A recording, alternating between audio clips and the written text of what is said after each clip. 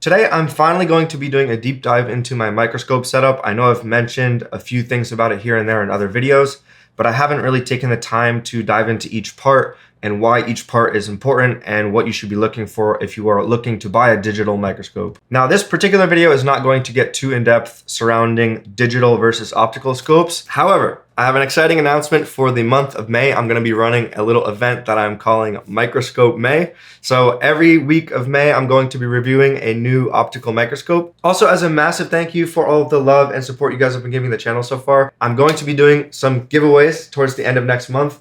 Some of them may be microscope related, so keep an eye out for that stuff. There are cheaper units that have embedded screens that you can find on Amazon and stuff. I am not a big fan of the concept of these because I want a very big screen and a very big view, whereas those embedded ones sort of come with screens that are only about this big. I know they have HDMI output, but then what's the point of having this big screen in your way and in your face all the time? So I really do like this setup where you have a camera mounted on a lens. It's very low profile, easy to work around and get out of the way if you need to. So I would recommend, if you are going the digital scope route, to spend a little bit extra on some nicer equipment like this, and you're probably going to end up being a lot happier with it, in my opinion. So let's start with the camera of the scope, because this is arguably the most important piece of the setup. It's going to be what's looking through the lens and giving you a picture on your screen. So there are a lot of different digital microscope cameras out there, and we are going to be taking a look at more in the future, but I am absolutely in love with this thing. This is the Haier HY5299. As usual, I'll have affiliate links to all the different parts in the description if you guys are interested in them and want to support the channel. So this is the Haier 5299 4K 60 FPS microscope camera. This thing is an incredible deal for the money. You can see here it's only $210 US. You can get different colors. You can get the orange, red, and the blue one. I've downloaded the manual here, and you can see that this is using a Sony 4K sensor. This is a 1/2.33 inch sensor. You'll find that microscope cameras often use Sony sensors. I think this has a lot to do with the fact that Sony is one of the few manufacturers that makes good enough sensors for the application of microscopes, where you need sort of as low latency as possible, as well as handling the difficult lighting situations well that microscopes deal with. But nonetheless, this thing really looks great for 200 bucks, and I can't recommend this camera enough. So obviously, if you just want to get this displayed to a monitor, you can just plug it in with HDMI directly. But if you want this running through your computer and you want it to go into OBS or something like that, you got to get a capture card like this. So this is the one I'm using. I am using the EasyCap Camlink 4K. This is a $50 equivalent to the Camlink 4K from Elgato. You're going to be paying twice as much for essentially the exact same thing. I've had no issues at all with the EasyCap capture cards. I actually just bought another one recently,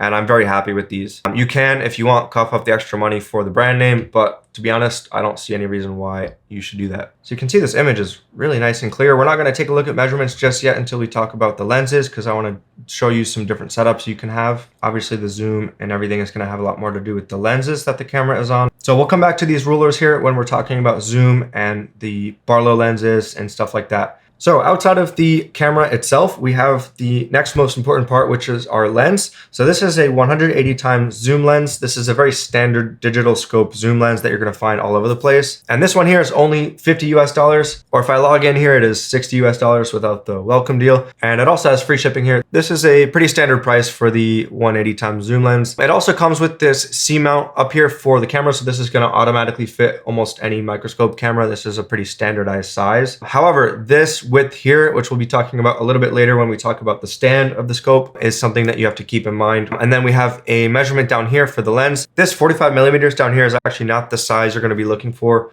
attachment lenses like Barlow lenses. You're going to want something more like 42 millimeters, which we'll take a look at a little bit later. But anyways, there's not really a whole lot to say about the zoom lens itself. This right here is the 50 millimeter portion that I was talking about before. So keep in mind that that has to fit in whatever stand you get. Oh, and I forgot to mention that this comes with this little 0.5x thing up top here. This is a lens that allows the camera to have a full picture under the scope. If you were to attach a camera directly to a lens like this without a 0.5x lens, you're gonna get like a intense black ring around the image. So honestly, outside of the measurements you need to pay attention to, as well as the fact that it zooms and has this 0.5x lens at the top here for the camera, there's not a whole lot to say about the zoom lens. It's a really nice zoom lens. That being said, there is a lot we can talk about when it comes to the attachment that I have on here. So this is a 0.5x Barlow lens. You guys can see here that this is a 42 millimeter lens. So I will have a link to these in the description. And these are pretty cheap. These are like 13 to 15 bucks. This is a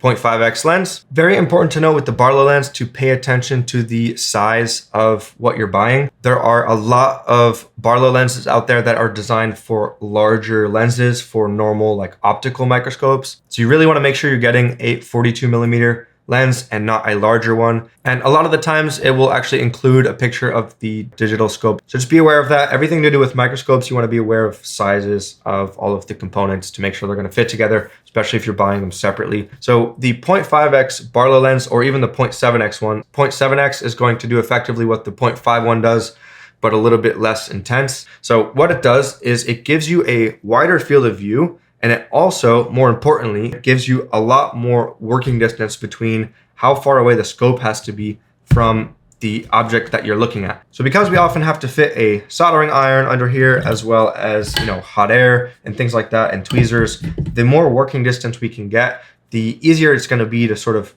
do what we need to do on the PCB underneath the scope. So by default, let me give you guys a good idea of how high up this needs to be, or rather how close it really needs to be. So this is actually as far zoomed out as I can go without the Barlow lens. So we're only seeing about 22mm of field of view from left to right. But more importantly, this thing has to be extremely close to my desk. So this is currently about 10 centimeters away from the table, which is really not that much working distance. It's about this much space underneath the lens for you to jam your soldering iron and hot air station underneath there. So now I'm gonna screw on our Barlow lens and you'll see what a massive difference this thing makes. So we've got it on now and you can see a huge difference in terms of field of view. So we're seeing more than twice the field of view. We're seeing almost 50mm left to right compared to the 22mm we were seeing before. And look at this working distance we have now. All right, and that brings us to our ring light. So this is the ring light I use. This is a 144 LED ring light. This is a very standard ring light for microscopes. So you can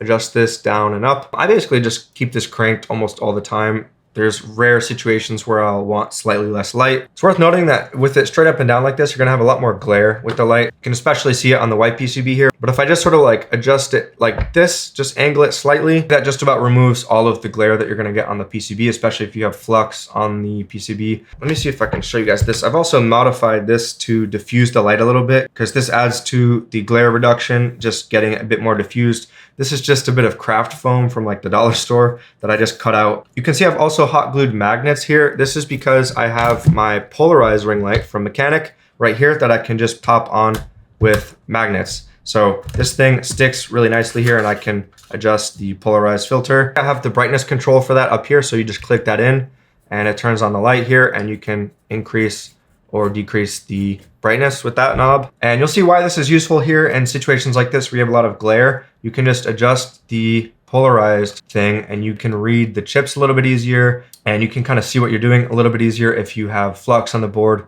The reason I don't have this permanently attached to the scope, it's mainly due to content creation purposes. I didn't realize this initially, but the polarizers sort of add a little bit of a fuzzy feeling, especially when you're zoomed in all the way. And I didn't like how it was impacting my video quality and stuff. So if I wasn't making videos, I probably would just keep this on there permanently because I don't really care as long as I can see what I'm doing. But for content creation reasons, I did want to make that sort of modification to my ring light so I can kind of decide which one I want to use. The polarized ring light is $30 US instead of 20, so it's a little bit more expensive, but you do get that polarization feature. So that just about covers the actual microscope itself. Let's talk about the stand now. All right, so this is sort of half of the microscope stand I currently have. It's a boom stand, and this attaches to, I'll show you right now. I cannot stress this enough. You need to be paying attention to the sizes of the metal bars, as well as the holes of the focus ring here and here, and make sure they match whatever stand you're buying. So I actually do really like this stand. It is very sturdy and has served me for a long period of time. It's a stand designed for digital scopes like mine. You can see it has this 50mm opening here, which perfectly matches the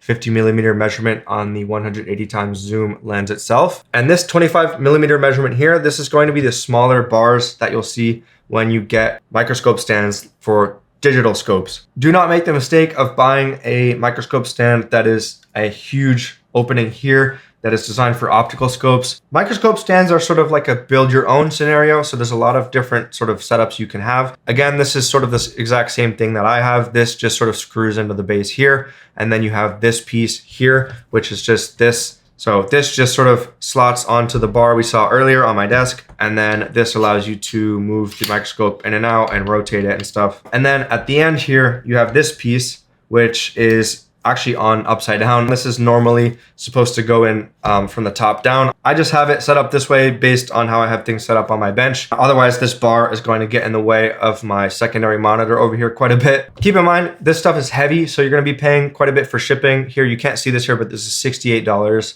for shipping. So expect to pay about 100 to 110 US dollars for a full stand setup like this.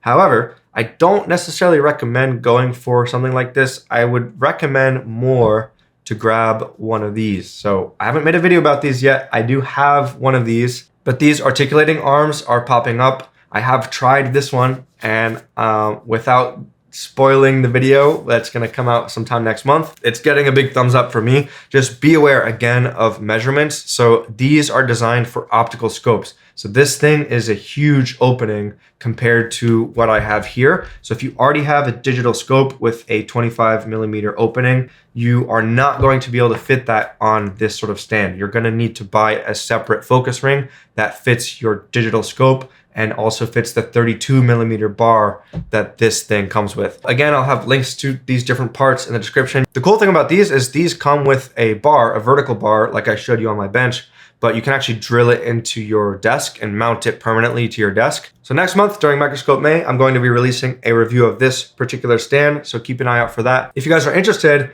and want me to do a comparison of these two, I can buy this and we can do a comparison of these two to see which one ends up being a little bit better. I think they're largely similar. This one just has a adjustment knob here compared to an adjustment knob here for like the friction of the movement of it. So anyways, that's what I recommend for a stand instead of buying something like this. As much as I really do like this stand and it is very sturdy and has served me for a long period of time, the flexibility that you're gonna have with an articulating arm like this for this cheap, first of all, like most articulating arms, like if you buy an Amscope one, it's gonna run you like 400 US dollars or something stupid like that. So it's sick that these are popping up now. The main thing that these have over this setup that I have here is that you have a very easy up and down movement. I have just sort of been dealing with moving the entire thing up and down and loosening this thing or loosening the ring. It's a big pain in the butt, whereas this makes that way easier. You literally just grab the scope and move it up on your desk and it works. So all that being said, I don't necessarily recommend